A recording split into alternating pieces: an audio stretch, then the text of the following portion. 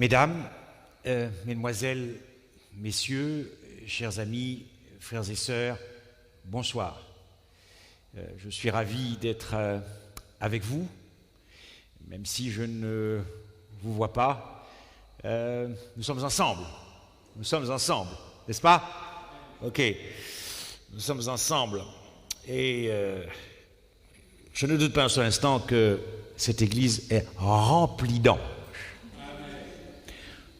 Je vais donc devoir faire attention à ce que je dis, puisque je vais parler, non pas le langage des anges, mais la vie du ciel. Je voudrais saluer aussi nos auditeurs qui nous écoutent de la Guyane. Que la paix du Seigneur soit sur vous. N'oubliez pas que nous avons le Père qui est le Père des miséricordes et le Père de toute consolation, qui vous accorde sa paix. Et que cette paix fasse la différence avec l'agitation du monde. Nous avons vu hier soir ce cri de Dieu, ce cri du Christ. Reviens à ton premier amour. Reviens à ton premier amour. Et ce soir, nous allons voir la deuxième partie. Reviens à ton premier amour. Ça fait mal pour le Christ. Ça fait mal pour le Christ d'entendre ça. Nous avons vu que c'était un cri désespéré, mais je dirais aussi qu'aucun langage humain ne peut décrire l'indescriptible déception de Jésus-Christ, qui a livré sa vie pour son Église. Vous savez, je dis souvent que nous nous approchons de l'éternité.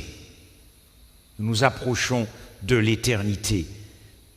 Et le monde devrait déjà voir en nous des êtres émerveillés, cet enthousiasme sur le visage, rien que sur le visage. Nous nous approchons de l'éternité, ou c'est l'éternité qui s'approche de nous, ou peut-être que nous sommes déjà entrés dans l'éternité. C'est un de mes passages préférés des paroles du Christ. La vie éternelle, l'éternité, le royaume des cieux, le paradis, tout ce que vous voulez. L'éternité, c'est de connaître Dieu. Mais connaître quoi de Dieu? Son cœur. Son cœur. La Bible, c'est Ancien Testament, Nouveau Testament, la Bible, moi j'appelle ça le dévoilement du cœur de Dieu. Et j'ai beaucoup de tristesse quand je vois le désamour pour la parole de Dieu. Connaître le cœur de Dieu, et si nous connaissions Dieu davantage, ou si nous connaissions ce qu'il est vraiment, est-ce que Christ serait dans cette indescriptible déception? Je crois que vous et moi, nous devons confesser que notre connaissance du Christ est superficielle. Encore une fois, je ne parle pas de nos doctrines, je parle du cœur de Dieu. Du cœur de Dieu. Et c'est parce que notre connaissance est superficielle. Souvent, ce que nous pensons de Dieu est très éloigné de ce qu'il pense de lui-même. C'est terrible ça, chers amis. En tout cas, j'aimerais partager ce soir un texte avec vous que nous trouvons dans Apocalypse 2, et particulièrement le verset 4 et le début du verset 5. C'est une lettre qui est écrite à Éphèse, Apocalypse 2, la première lettre aux 7 églises d'Asie. Et c'est quelque chose qui m'a beaucoup troublé, parce que cette église est quand même cette église de référence dans le livre des Actes des Apôtres, l'église qui a fait l'expérience de la Pentecôte, l'expérience de l'enseignement de l'Évangile dans sa pureté, dans sa beauté. Nous avons ça dans les premiers chapitres du livre des Actes des Apôtres, et cependant, très rapidement, Christ va adresser ce grief à cette première église. Extraordinaire quand même. Mais ce que j'ai contre toi, c'est que tu as abandonné ton premier amour. C'est terrible ça. C'est terrible pour Christ. Souviens-toi donc, tu es tombé, observez bien, il y a ici comme un écho à la Genèse. Souviens-toi d'où tu es tombé. Voilà pourquoi j'ai commencé hier par parler de ce qui s'était passé en Éden, parce que c'est comme s'il y avait ici un parallèle entre cette première épouse du Christ, Adam et Ève, en Éden, et puis cette nouvelle fiancée du Christ, l'église d'Éphèse, qui va faire cette même expérience finalement qu'Adam et Ève, cette chute hors de l'amour, cette chute en dehors de l'amour, manquer le but. Il faut dire que Christ n'a pas eu beaucoup de succès avec ses différentes fiancées. Pas le temps de prendre un exemple, peut-être, je n'avais pas prévu de prendre cet exemple-là, mais bon, imaginez que ma fiancée est en Asie et j'apprends qu'elle mène belle vie. Si vous voyez ce que je veux dire, n'est-ce pas? Ça s'amuse beaucoup. Et j'apprends comme ça que je suis trompé à chaque fois par des amants. Est-ce que vous croyez que je vais aller me prendre la honte en Asie et prendre l'avion et aller la retrouver? Mais pourtant, Jésus est toujours en quête. Jésus ne fait pas cas de sa personne. Il est en quête. Sa première épouse l'a trompé en flagrant délit d'adultère dans le jardin d'Éden pour aller vers un autre époux. Vous savez que le mot Baal signifie aussi maître seigneur. Et donc aller chercher un autre époux en la personne de Satan ou de Lucifer, comme vous voulez. Et puis, il y a eu cette deuxième épouse, cette deuxième fiancée, les descendants, finalement, d'Adam et Ève. Et là aussi, ça a été un échec, c'est concrétisé au déluge. Et puis, vous avez Israël qui sort de nulle part, n'est-ce pas, qui sort de l'esclavage dans une région en Égypte.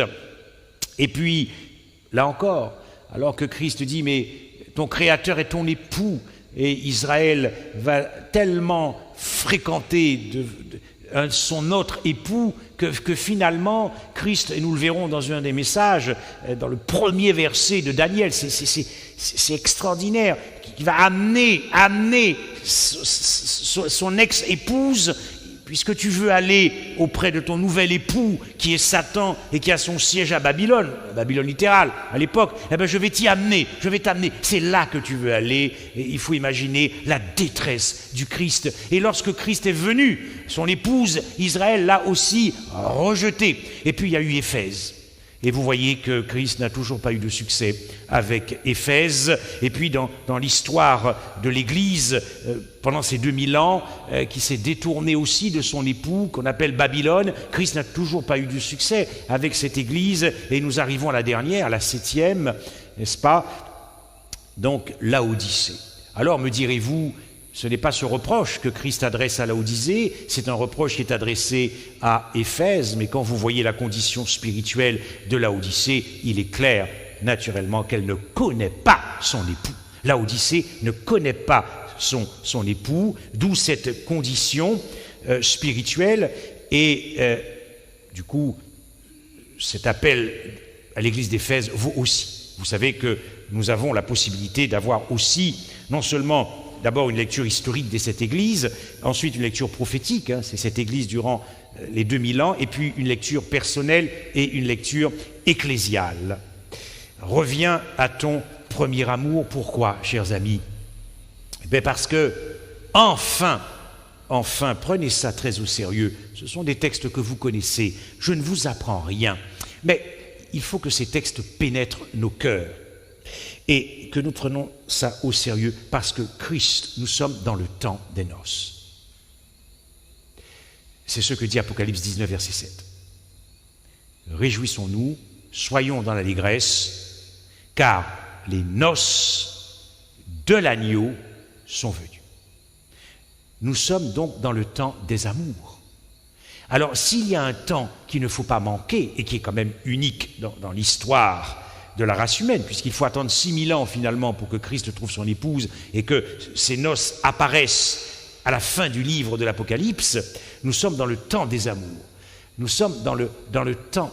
Qu'est-ce que ça veut dire? Ça veut dire que Christ va quand même trouver, n'est-ce pas, dans une situation dégradée, extrême de la nature pécheresse, Christ va enfin trouver une épouse.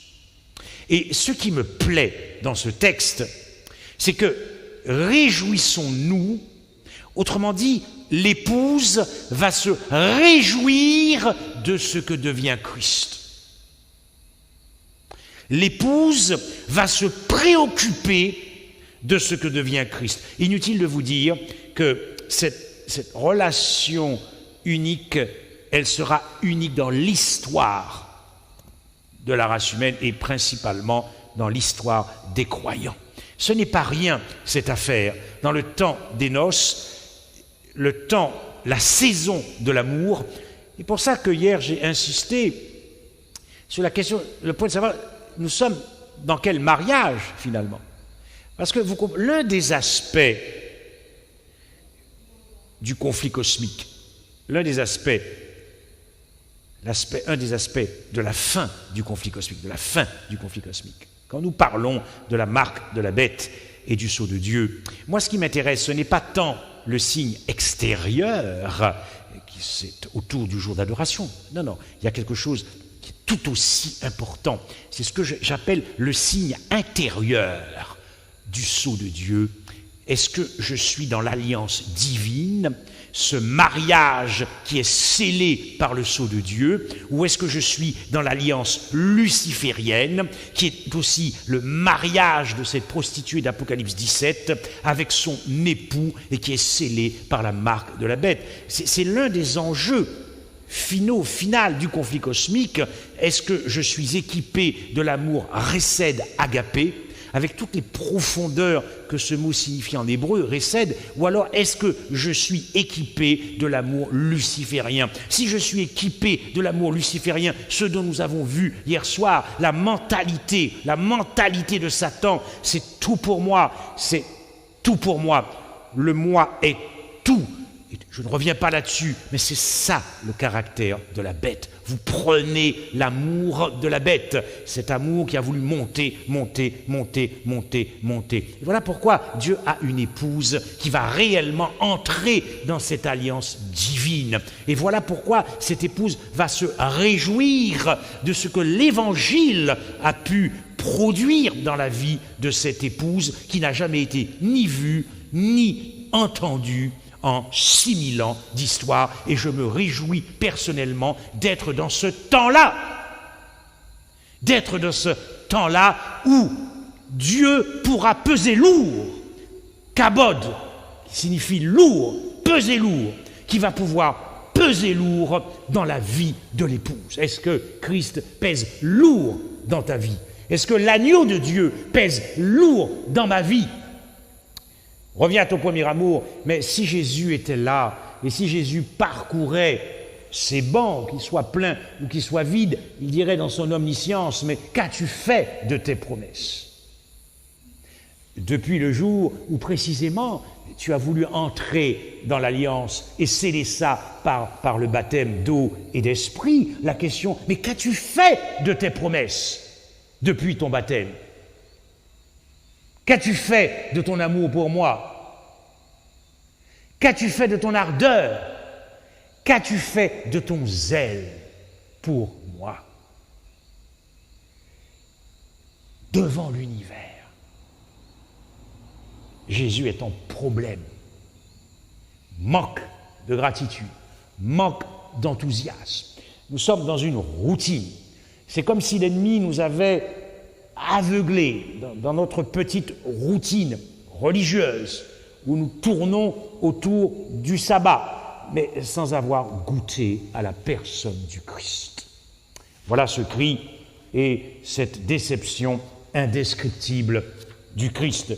Frères et sœurs, reviens à ton premier amour, parce que nous vivons les temps les plus solennels de l'histoire de la race humaine. Nous vivons les temps les plus solennels parce que nous savons que nous sommes dans le temps du scellement. Nous oublions trop souvent peut-être il y a tellement de joie aussi. Je vois beaucoup de chrétiens qui sont dans la crainte et dans la peur. C'est parce qu'ils n'ont pas compris les profondeurs de l'Évangile, ou peut-être qu'ils n'ont pas été enseignés dans la beauté de l'Évangile. Mais toujours est-il que nous sommes dans ce temps du scellement où les anges sont en train, ou sont sur le point, comme vous voulez, de sceller les serviteurs de Dieu qui seront prêts, ou qui sont même déjà prêts, bien qu'ils ne le savent peut-être pas, qu'ils sont déjà prêts à affronter le chaos lorsque le pire va surgir du fin fond du cosmos avant le meilleur. Revenir à Christ, c'est maintenant pour tenir. Nous connaissons ce chaos, nous l'enseignons bien volontiers, cette persécution finale que nous attendons, cette coalition démoniaque, cette coalition des démons avec le monde, contre le peuple de Dieu, contre cette épouse. Mais veux-tu faire partie de cette épouse pour que Dieu ait du poids? Et puis, la cerise sur le gâteau, si je puis m'exprimer ainsi, qui est cette guerre d'Armageddon qui viendra dans le temps de détresse, juste avant le retour du Christ, le chaos qui va venir. C'est l'amour qui nous fera triompher, chers amis. Nous sommes prêts à donner notre vie par amour pour nos enfants. Il n'y a que l'amour pour Dieu qui nous poussera, si cela est nécessaire, à donner notre vie pour Dieu. Reviens à ton premier amour, parce que les anges sont sur le point de sceller le petit reste qui va tenir debout dans ce que j'aime à dire, cette fidélité alliantielle et cette intégrité avec Christ. Car lui, il a été d'une fidélité, nous le verrons, alliantielle avec nous et d'une intégrité, car Christ est buté. Car la cible du Christ, c'est toi, et c'est rien que toi, et jusqu'à la fin, il sera buté pour que tu puisses choisir et le choisir. Serviteurs de Dieu qui resteront fidèles. C'est le temps du scellement. Observez bien comment, dans Apocalypse 7, on parle des arbres qui seront épargnés, et ces arbres qui symbolisent le peuple de Dieu. C'est très intéressant cette image des arbres, parce que on voit bien ici que ce qui est en jeu, ce sont les racines de ces arbres robustes. Autrement dit, ce peuple de Dieu, ces serviteurs du Christ, cette Église, c'est un peuple qui est prisonnier du Christ. C'est fort, ça, un peuple prisonnier du... Est-ce que nous nous entretenons de cela la nuit avec Dieu? Est-ce que nous nous entretenons de cela? Est-ce que nous ne luttons pas avec Dieu pour que sa gloire triomphe dans nos vies? Je ferai des boiteux un reste. Mais dites-moi, quand est-ce que vous devenez boiteux? C'est quand vous vous mettez à lutter avec Dieu que vous devenez un boiteux. Mais vous luttez avec Dieu quand? Il faut du temps pour lutter avec Dieu. Ce n'est pas des petites prières en 5 minutes. Vous voyez, il y aurait beaucoup de choses à dire là-dessus, mais je ne vais pas sortir du sujet. Les scellés sont enracinés en Christ. Et observez bien, lors de la première persécution papale, Apocalypse 12, verset 11, nous dit « Et ils l'ont vaincu à cause du sang de l'agneau ». Dites-moi, vous pensez triompher comment? Vous pensez que nous allons triompher autrement qu'à la croix? Non. La victoire est à la croix, prêchée au Christ, crucifié. C'est là, comme je l'ai dit hier, que l'on aime différemment. C'est là que l'on vit différemment. C'est là que se trouve la victoire, parce que c'est là que Christ a triomphé. C'est là que Christ a dépouillé les autorités et les dominations en les livrant en spectacle devant l'univers. C'est là que le peuple de Dieu va triompher en s'exposant continuellement à la mentalité de la croix, à l'esprit de la croix qui a été décrite hier. Tu vas considérer ton ennemi, ton bourreau qui va bientôt venir, tu vas le considérer encore comme une âme à sauver. Vous voyez, c'est l'esprit de la croix, c'est la mentalité de la croix. Ils l'ont vaincu et nous vaincrons Pourquoi? À cause de ce que nous avons compris du sacrifice du Christ et rien d'autre. Nous vaincrons ainsi.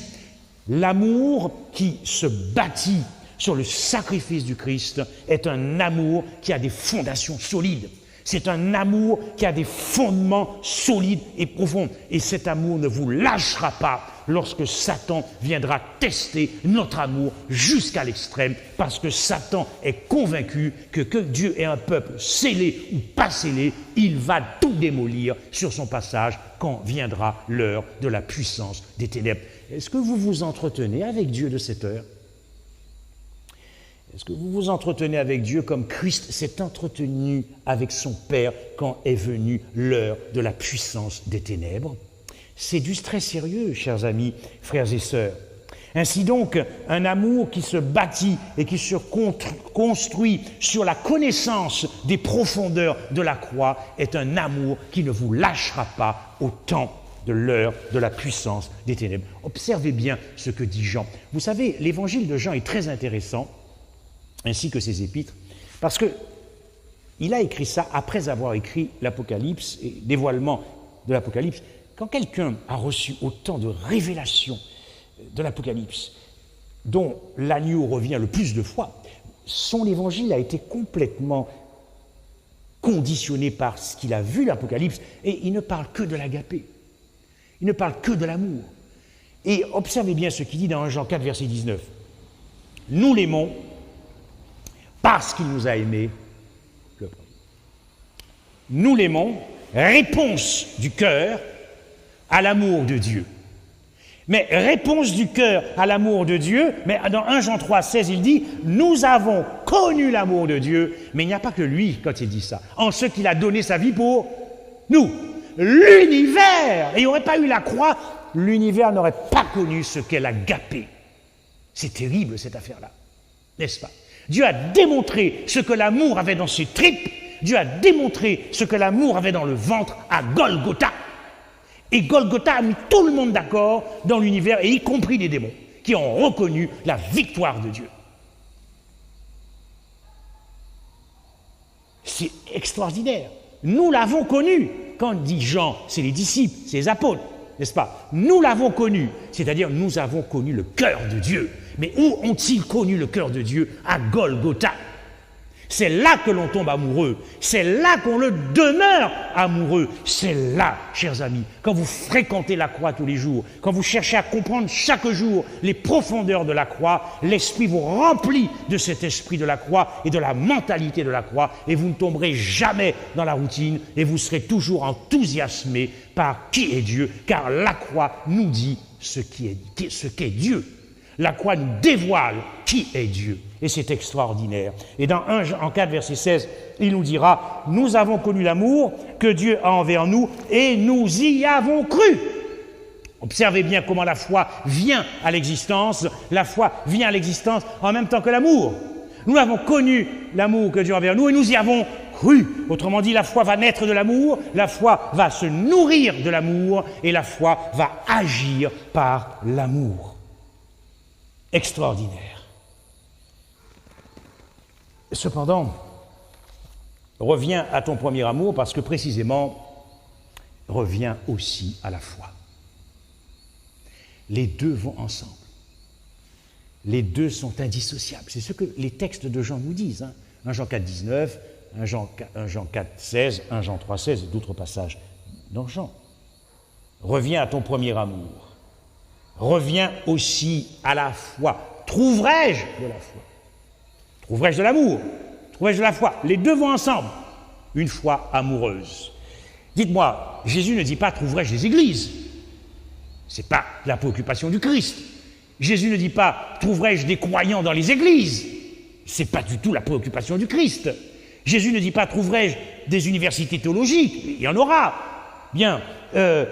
Est-ce que trouverai-je des livres? Mais ce n'est pas ça le problème du Christ. Trouverai-je des synagogues? Trouverai-je des mosquées? Non. Non. Non. Il s'adresse, et pas à n'importe quel peuple. Parce que quand vous lisez attentivement ce passage de Luc 18, c'est quand même intéressant d'observer qu'on se trouve après dans une espèce de petite parabole où c'est une femme qui vient harceler un juge et déposer régulièrement sa requête.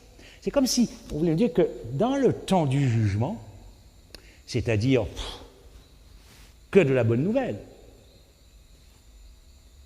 si, naturellement, on marche sérieusement avec Dieu, eh bien, c'est comme si Jésus disait, mais dans le temps du scellement, dans le temps du jugement où je défendrai leur cause, coûte que coûte, quoi que cela me coûte, à cause du sang du Christ, trouverai-je de l'amour? Trouverai-je la foi? Car, après tout, quand Jésus revient, c'est trop tard, hein, les jeux sont faits. Donc la question de savoir si je trouve de la foi ou de l'amour, ce n'est pas tellement quand Jésus revient. Et les jeux sont faits. C'est maintenant. C'est dans le temps du jugement. C'est lorsque Christ visite nos églises, lorsque nous invoquons la présence du Seigneur chaque sabbat. C'est là que lorsque Jésus descend, il doit se dire, mais trouverai-je de la foi? Trouverai-je de l'amour? Prenons ça très au sérieux, chers amis, et reconsidérez votre relation intime avec Christ. Voilà pourquoi Jésus supplie Laodicée d'acheter de l'or purifié par le feu. L'or symbolise la foi mélangée à l'amour. Pourquoi? Parce que notre alliance luciférienne en Éden, elle n'a pas simplement déboulonné, cassé la création de Dieu, car nous avons vraiment assisté à une démolition de la création de Dieu, et particulièrement du cœur de l'homme, sous l'initiative et à l'initiative de Lucifer. Mais notre désamour a endommagé notre foi. C'est-à-dire que de la même manière que lorsque nous venons à l'existence, nous sommes d'ailleurs spirituellement morts et nous avons un amour complètement centré sur nous-mêmes, mais lorsque nous croyons en l'Évangile, le Saint-Esprit doit aussi purifier notre foi, parce que notre foi, comme l'amour, est centrée sur nous-mêmes, une foi égocentrique. La motivation de notre foi est très souvent une motivation qui n'est, plus précisément, une foi qui n'est motivée que par l'intérêt. Tout dépend de quelle manière l'Évangile vous avait été enseigné. Mais souvent, lorsque nous assistons à des appels, en disant, mais tu comprends, si tu sors de là, maintenant, si tu sors de là et que tu te fais écraser par une voiture, mais c'est foutu pour toi. Je ne dis pas que c'est pas vrai cette affaire-là, mais qu'est-ce que vous créez dans le cœur de cette personne? Une foi intéressée. Parce que si cette personne a connu Dieu, bon, dans le cas que j'ai pris, elle ne connaît pas Dieu, nous sommes d'accord. Mais faisons très attention à la manière dont nous présentons l'Évangile. Parce que nous pouvons bâtir des croyants sur une foi qui présente des fissures, qui présente des failles, une foi qui présente des brèches, parce qu'elle est corrompue aussi par le péché. Nous ne prenons pas garde à cela, que l'ennemi peut lui-même nous piéger par notre foi, ou dans notre foi, ou dans la manière dont nous vivons la foi, ou dans la manière dont nous concevons la foi, mélangée à l'amour. Si je reste dans cet amour luciférien où tout est pour moi, vous comprenez bien que, s'agissant de la foi, la seule chose qui va m'intéresser, c'est surtout de ne pas être perdu. Mais si votre foi, si ce qui motive votre foi, ce n'est que la peur d'être perdu, vous êtes encore sous l'alliance luciférienne où il n'y a que crainte, où il n'y a que peur, car sous l'alliance divine, c'est la paix. Et c'est la paix parce que votre foi est une foi désintéressée. Votre foi est centrée sur Christ. Elle est désintéressée. Vous ne visez pas que la récompense. D'ailleurs, une telle foi, nous le verrons, ne tiendra pas. Permettez-moi de prendre un exemple. Imaginons, je le dis, c'est une illustration. N'allez pas dire que Frédéric Michel a pronostiqué une date du retour du Christ. C'est une illustration. Mais imaginez que Jésus se dévoile à son Église et dit, voilà, aujourd'hui nous sommes le 29 juin, c'est ça? Ok. Jésus nous dit, je reviens le 29 juillet. C'est une illustration. Dites-moi, est-ce qu'il y a quelque chose qui va changer dans votre vie? Est-ce qu'il y a sincèrement quelque chose qui va changer dans votre vie? Est-ce que soudainement, je dis bien soudainement, vous n'allez pas rechercher Christ plus intensément? Est-ce que soudainement les églises seront pleines le mercredi soir? C'est quand même étrange cette affaire-là. Blindées. Et on va même à demander que l'église soit ouverte tous les soirs. Pas que le mercredi soir. Et faire 2 services. Beaucoup trop de monde. Pourquoi? Parce que vous savez qu'il revient le 29 juillet. Dites-moi, c'est qu'il y a quelque chose qui va changer dans votre vie alors. Vous allez le rechercher plus intensément dans la prière. Vous allez mettre votre vie en règle avec Dieu. Mais c'est quoi cette fois? Dites-moi, vous pensez qu'on peut tromper Dieu ainsi? Quelle est la motivation de votre cœur dans ces conditions-là? Des mercenaires qui ne veulent qu'aller au ciel? En revanche, si par la grâce de Dieu, votre conscience peut vous dire, même si je sais qu'il revient le 29 juillet, absolument rien ne changera dans ma relation avec lui. Là, votre foi n'est pas qu'une foi intéressée. Votre foi n'est pas qu'une foi égocentrique. Parce que dès maintenant, vous ne pensez qu'à Christ. Vous ne pensez pas à votre petit salut. Est-ce que je suis perdu? Est-ce que je suis sauvé? Non, non, non, ce n'est pas ce qui vous intéresse. L'affaire a été réglée de toute éternité. Tu n'étais même pas encore né. Calme-toi. Ce n'est pas ça que Jésus veut. Ce que Jésus veut, c'est que tu rentres dans une relation amoureuse avec lui. Et désintéressée. C'est ça que Jésus veut. Ainsi donc, après le millénium, les perdus vont vouloir s'emparer du royaume des cieux. Ce n'est pas Christ qui les intéressait. C'était la vie éternelle. J'appelle ça des mercenaires. Mais prenons garde. Prenons garde que si nous sommes animés d'une telle foi, nous sommes aussi des mercenaires. Parce que s'il faut attendre que Dieu nous donne une date pour mettre votre vie en règle, pour apprendre à le connaître et à vous délecter de Dieu, vous êtes à côté de la plaque. C'est qu'il y a quelque chose qui ne va pas dès maintenant. Non, et pourquoi une telle foi centrée sur soi-même, endommagée par le péché, qui doit être purifiée, dit Jésus? Mais bon, vous savez, le problème de la Odyssée, c'est que c'est l'autre, c'est jamais soi. Donc nous accomplissons la prophétie de la condition jusqu'à la fin. Et nous devrions même demander pardon à Dieu d'accomplir la prophétie de la Odyssée jusqu'à la fin. Parce que depuis que l'on prêche la condition spirituelle de la Odyssée, même si c'est un petit reste, qui écoutera, qui sera attentif, mais globalement, cette condition ne change pas depuis qu'historiquement, nous sommes entrés dans l'église de la Odyssée. Pourquoi une telle foi motivée uniquement par le désir de récompense ou la peur d'être perdu ne résistera pas à l'heure de la puissance des ténèbres? Mais écoutez, regardez ce qui s'est passé à Gethsémani. C'était pas l'heure de la puissance des ténèbres? Relisez le chapitre 14 de Marc, n'est-ce pas? Célébration de la Pâque. Ils partagent le pain et le jus de raisin.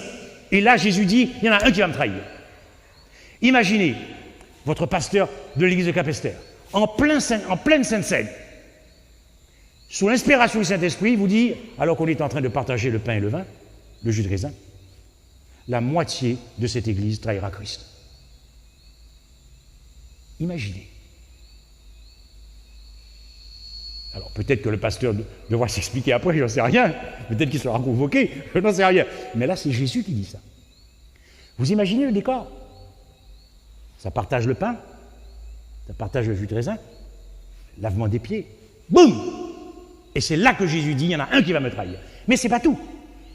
Lorsque vous continuez Marc 14, là, si vous vous réveillez, ou vous êtes de mauvaise humeur, c'est surtout pas Marc 14 qu'il faut lire.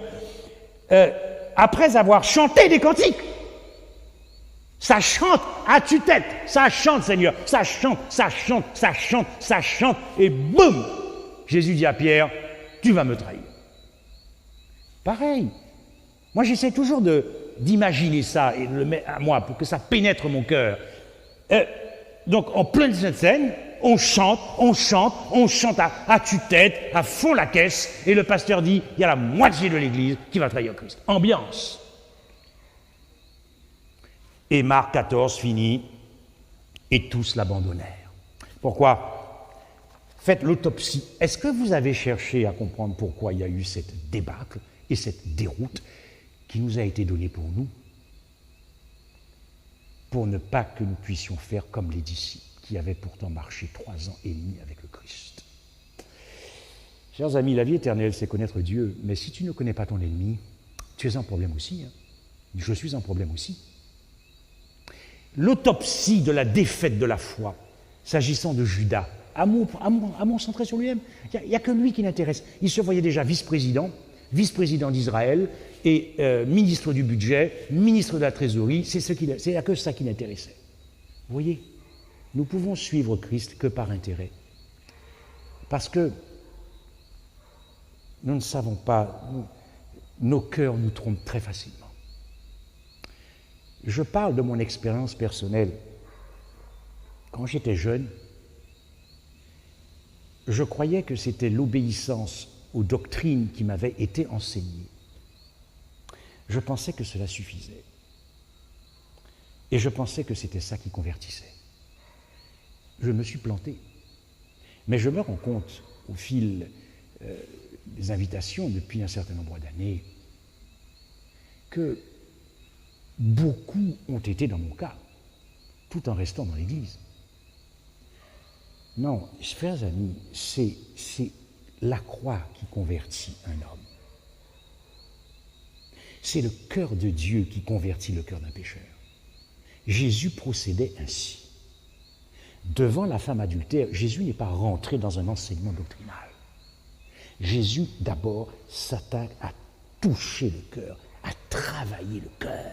Et lorsque le cœur est converti, l'enseignement vient après. Pour la femme samaritaine, c'est pareil. Jésus n'est pas rentré dans un enseignement doctrinal, l'état des morts, les bijoux, tout ce que tu veux, la quincaillerie. Non. Il faisait en sorte que le pécheur ou la pécheresse soit profondément ébranlé par la personne du Christ. Et l'enseignement vient après. Autrement dit, si nous ne prêchons pas massivement Christ crucifié, je crains que nous allons avoir de grandes surprises quand l'heure de la puissance des ténèbres va sonner, chers amis. Parce que Mme White dit, en substance, que beaucoup réaliseront qu'ils n'avaient pas la foi. Pierre, les fils de Zébédée, être assis à la droite, mais c'est quoi ça? C'est un amour à fond, la caisse centrée sur soi-même. Tout pour moi, rien pour les autres. Et là, c'était vraiment très grossier, c'était même pas subtil. C'est-à-dire de la jalousie cachée, de l'animosité cachée, je ne veux pas m'asseoir à côté de ce frère. Vous voyez, tout ça. Non. Frères, chers amis, il est temps d'entrer dans l'alliance divine et d'implorer la pitié de Dieu et le remplissement de l'Esprit pour nous faire entrer par la foi dans cet amour divin pour triompher quand ce sera l'heure de la puissance des ténèbres. Quant à Pierre, Pierre n'avait pas encore goûté et compris les profondeurs de Jésus-Christ crucifié. Mais observez bien que tout ce petit monde-là qui pensait qu'à lui-même, lorsqu'ils ont compris ce qui s'est passé à la croix, et ce sont eux qui nous instruisent sur l'Évangile dans les Écritures. Lorsque la question a été posée à Pierre, « Qui dit-on que je suis ?», il semblait très à l'aise dans sa réponse. Mais quand la question lui était posée, même tu, il semblait plutôt dans la confusion dans sa réponse. Puisse, je vais aborder la conclusion, il me reste à peu près 10 minutes, puisse notre foi ne pas être comme celle des lépreux, des 9 lépreux. Ils avaient de la foi. De la foi pourquoi? Pour aller à la rencontre du Christ. Ils avaient assez de foi pour crier « Maître, Maître, aie pitié de nous ». Ils avaient même assez de foi pour obéir, avant même d'être guéris, d'aller voir les sacrificateurs. Mais il manquait l'essentiel dans la foi. Ils étaient intéressés par leur guérison. Quand je vois dans les réunions de prière d'intercession ce qu'on demande à Dieu, il est rare de voir la priorité sur les besoins spirituels. Bien sûr qu'il faut une femme, un enfant, une voiture, un travail, tout ce que vous voulez, la guérison des gens quand ils sont malades. Mais nous ne plaçons plus nos besoins spirituels en priorité. Une foi intéressée. Prenons garde et puisse notre foi ne pas être comme celle des vierges folles, où la vie du ciel, c'est toujours pareil, on discute sur l'huile, elle avait, ok, mais concrètement c'est quoi? Elle ne vivait pas la vie du ciel. elles n'étaient pas équipées de l'agapé tout en espérant le retour du Christ. Et pourquoi ne vivaient-elles pas l'agapé? Parce que j'ai fini par conclure qu'elles étaient sous perfusion spirituelle. Je parle des vierges folles. Encore, même les sages, à un moment donné, et les folles étaient endormies. C'est pour vous dire dans quel état nous sommes. Que les vierges folles, les vierges sages, tout ça, ça dort. Tout simplement parce que les folles avaient été habituées à être nourries et toujours nourries par les autres. Elles ne se nourrissaient pas elles-mêmes. Elles n'ont jamais cherché à connaître personnellement qui est Dieu. Vous avez vu le résultat. Pourvu que notre foi ne soit pas comme cet homme qui était dans la salle des noces, parce qu'il avait quand même oublié quelque chose d'incroyable. Il était venu pour manger, mais il avait oublié que c'était un mariage. Et si je prends cette histoire de Salomon, que nous connaissons bien, avec ces deux femmes qui veulent le fils en plein procès, en plein jugement, les deux filles, elles sont prêtes à se battre pour avoir le fils, tout ce que vous voulez. Permettez-moi de sortir ce texte dans son contexte. Permettez-moi de sortir ce texte dans son contexte et de considérer que le fils c'est Christ et que ces deux femmes représentent l'Église. Écoutez, les deux veulent la vie, car celui qui a le fils a la vie. Mais cependant, il y avait une des deux qui n'aimait pas le fils. Ce soir, la question que Jésus te pose par rapport à ton amour, par rapport à ta foi, à la motivation de ta foi, est-ce que tu veux la vie éternelle ou est-ce que tu aimes Jésus?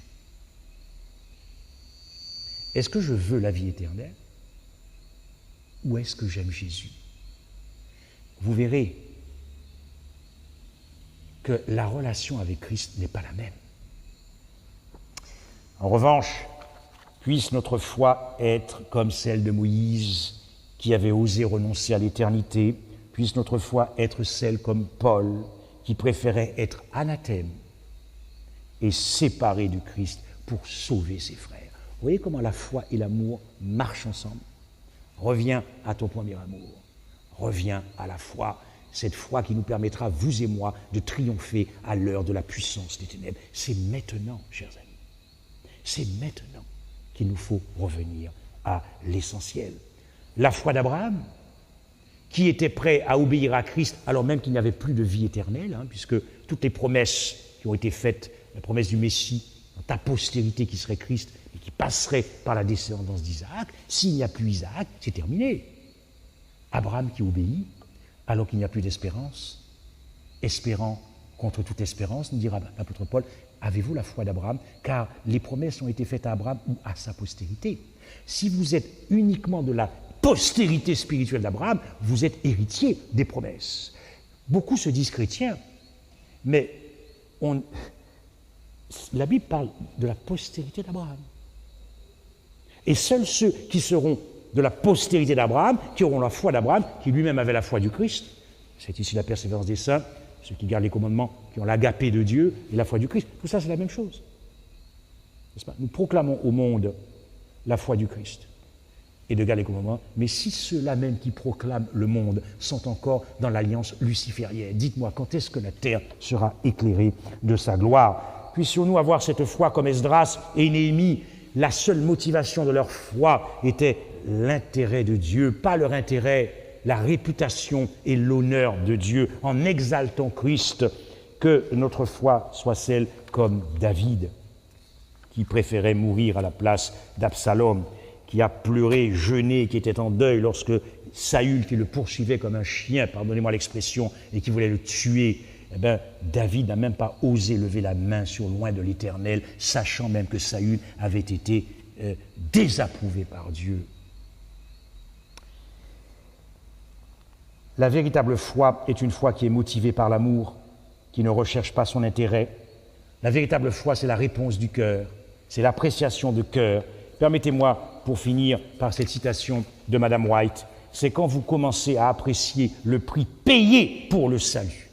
C'est quand vous commencez à apprécier ce qui s'est passé à la croix, c'est ce que je dis, que vous pouvez dire que vous croyez en Jésus. Terrible ça. Prêchons la croix. Prêchons Christ crucifié. Reviens à ton premier amour, parce que dans le temps des noces, le cœur de Dieu veut battre d'un amour nuptial pour toi. C'est maintenant.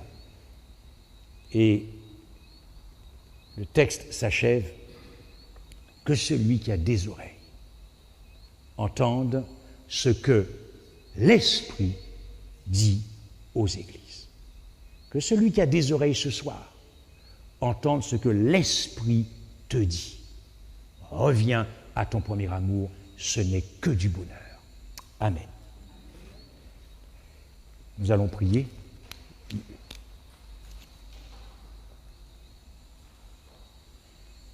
Ô Seigneur, remplis-nous de ton amour, je t'en supplie. Nous sommes comme des mendiants. Nous sommes comme des mendiants auprès de cet agapé. Remplis-nous de cet amour. Et remplis-nous de cette foi qui nous permettra de glorifier ton nom quand les habitants de la terre se seront mariés au Satan. Nous avons choisi Christ, mais nous comprenons, Seigneur, que nous avons pendant longtemps empêché le Saint-Esprit de travailler en nous parce qu'il y a encore trop de rébellion dans nos cœurs. Mais nous ne voulons pas le reconnaître, nous ne voulons pas l'admettre. Nous sommes gentiment entrés dans une relation routinière. Mais Père éternel, ce n'est pas ce que tu attends de ton épouse. Alors je te prie pour moi-même, je te prie pour tous ceux qui ont écouté ce message ce soir, pour tous ceux qui veulent marcher avec droiture devant le Seigneur, pour tous ceux qui veulent être vrais, droits et authentiques et intègres, pour tous ceux qui ont appris à te connaître. Accomplis tes promesses et donne-nous cet amour et remplis-nous de cette foi qui nous permettra de triompher à cause du sang de l'agneau. C'est au nom de Jésus que nous t'avons prié. Amen.